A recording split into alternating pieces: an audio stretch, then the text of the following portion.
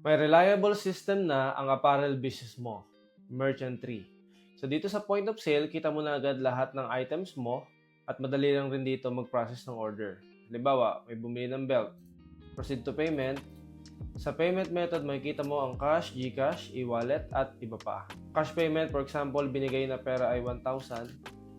So may change dito na 500. Order details naman, pumili lang ng tamang order source at pwede rin maglagay ng customer.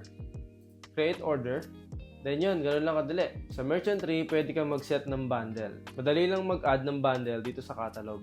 For example, itong casual set. Add mo lang itong inventory item, jeans, polo, belt. So pwede ka nang bumuo dito ng casual set. And every time na makakabenta ka ng casual set, automatic na ibabawas sa stocks ang mga inventory item na to.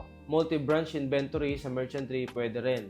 Click mo lang itong filter, stock location, and main store, Cavite branch, Manila, and Laguna branch. Real-time mo ding makikita ang performance ng business mo. Kita mo dito ang gross sales, net sales, gross profit, net profit, ang breakdown, sales by payment method natin, nandito rin, sales by category, gross sales breakdown, at ang ating expenses breakdown. Okay guys, ganun lang kadali gamitin ang Merchant Tree POS.